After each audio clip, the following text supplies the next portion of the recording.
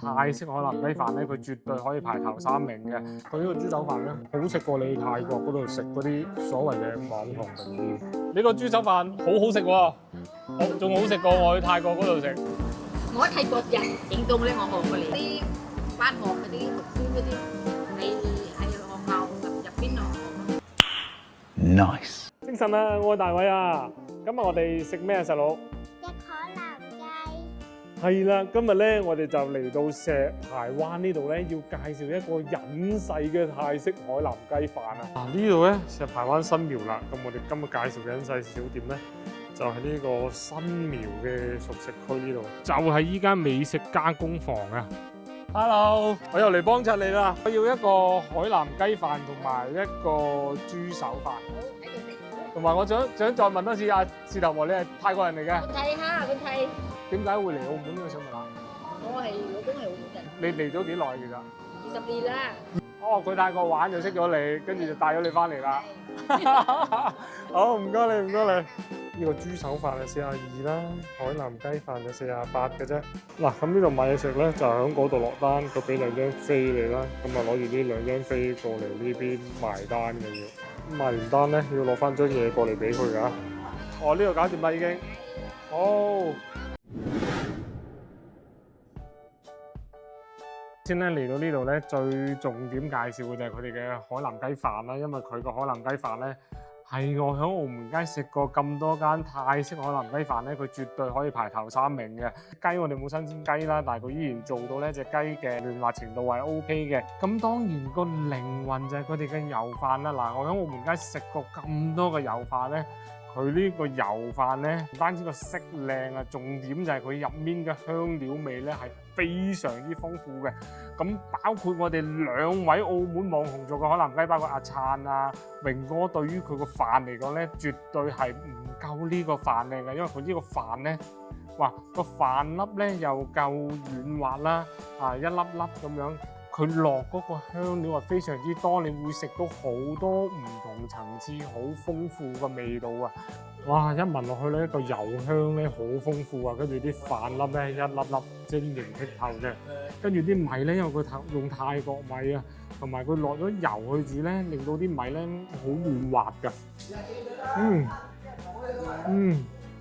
哇！啲油香咧爆晒出嚟，跟住啲飯粒咧作咗啲油份。好軟滑，跟住當你吞完啖飯之後咧，哇！你成條脷咧得嗰啲香料味啊，有種回甘嘅感覺啊，好香啊，好正啊！佢呢個海南雞飯真係非常之正，非常之正。嗱，大家知道海南雞飯咧，主要就分星馬同埋泰國啦。咁泰國海南雞飯咧就冇3色醬嘅，泰國咧得呢個酸辣醬嘅啫。咁呢個亦都係點雞嘅靈魂嚟嘅。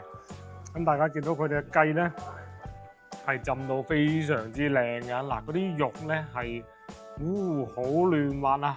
其實我覺得新鮮同唔新鮮雞對佢係冇乜影響嘅，佢係，哇依然做到嚿肉係好腍滑，入口咧，哇正啊，好食啊！點埋嗰啲泰醬，嗱不過咧佢真係泰人煮嚟嘅，所以佢個辣度咧係非常之高嘅，唔食得辣嘅朋友咧。你小心啲啊！點啊，細佬佢嗰個飯好唔好食啊，細佬？好食。好味係嘛？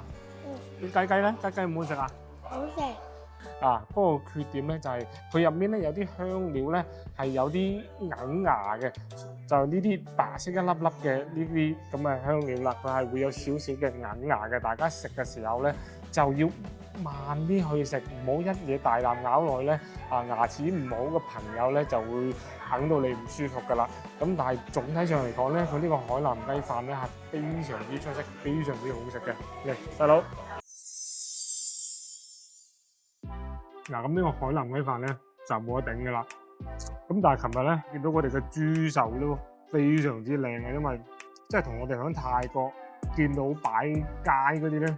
佢嗰個擺嘅方式係一樣嘅，所以我今日咧係專門過嚟試下佢呢個泰式豬手嘅。嗱，首先講佢嘅汁水咧，一聞落咧，哇，好香嘅五香粉嘅味道。跟住咧入口，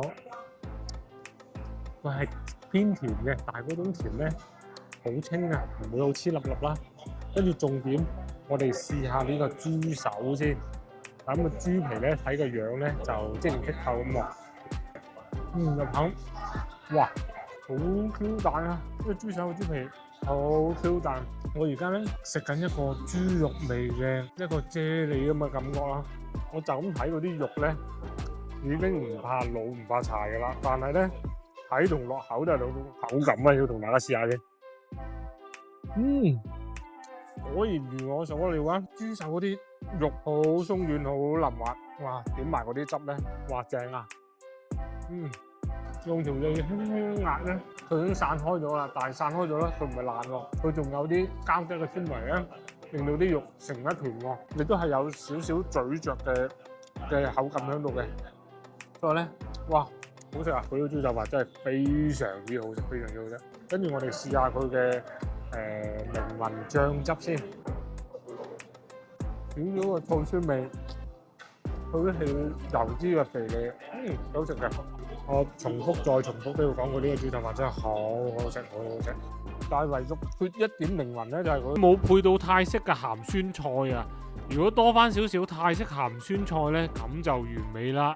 唔知佢係咪用新鮮嘅豬手去做嘅咧？我見到佢嗰個骨豬咧，佢又唔會有好酥嘅豬味喎。咁但係啲肉咧又好滑喎。嗱，如果新鮮豬手成本上你賣42蚊嘅豬手飯咧，哇咁大嘅份量咧，真係好難控制喎。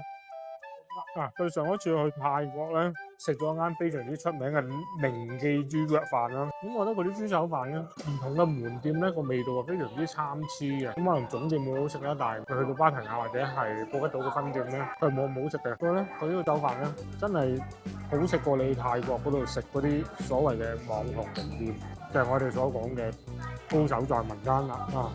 掂啊！呢個豬手飯好好食喎，仲好食過我去泰國嗰度食。我喺泰國嘅，但係我想問下，個豬手你係用新鮮定係急凍嘅咧？都係急凍嘅。但係你急凍都做得咁靚喎，真係好犀利，好犀利。我哋㗎嗰啲整凍咧，我學過嚟。啲返學嗰啲讀書嗰啲喺學校入邊學。佢有嗰啲話做運動啊，話嗰啲整凍啊乜點。哦，所以你個功底 OK，所以我就話你嗰個豬手做得好好食。因為泰國嗰啲佢有啲網紅連鎖咧，都冇你做得咁好食。不過我就話唔知你係咪根據澳門人嘅口味調過？冇。好好食，好食，多謝多謝。係，走啦，拜拜。啊，同意，拜拜。好啦，細佬，啱先我哋食完嗰個海南雞飯，你覺得點啊？好味。最好味係啲咩啊？嗰啲飯。係啦，嗱，咁佢個海南雞飯好食咧。咁咪一定嘅啦，因為我琴日已經食完啦，都估唔到咧，佢個豬手飯咧依然都係非常之出色。我覺得喺澳門街咧，佢個豬手飯咧係揾唔到對手添啊，因為佢用啲急凍嘅豬手咧，都可以做到咁嘅味道，我真係要俾個拉佢啊！應該係全澳門街最好食嘅泰式豬手飯啦。所以有機會嘅時候咧，大家都可以過嚟試下嘅，而且咧。佢呢度個位置咧都係非常之方便啦，就喺石排灣活動中心嘅1樓，咁樓下咧就係蝴蝶谷嘅巴士總站啦，所以你無論係揸車過嚟定係搭車過嚟咧，都係非常之方便嘅。OK， 今日影片就介紹到呢度啦。如果你哋想發掘更加多嘅隱世美食咧，記得關注我大衛嘅 channel， 同埋喺我呢邊嗰度啦，我係大衛嘅，下集再見啦，拜拜。嗱，美中不足嘅咧就係佢呢碗湯咧就唔係嗰啲傳統嘅海南雞飯嗰啲甜湯嚟嘅，甜嘅冬瓜湯。佢呢啲咧就事頭婆嘅 style 啦，或者係佢一個人都冇時間 handle 咁多嘢啦，咁所以嚟到呢度咧，大家就唔好彈佢碗湯啦。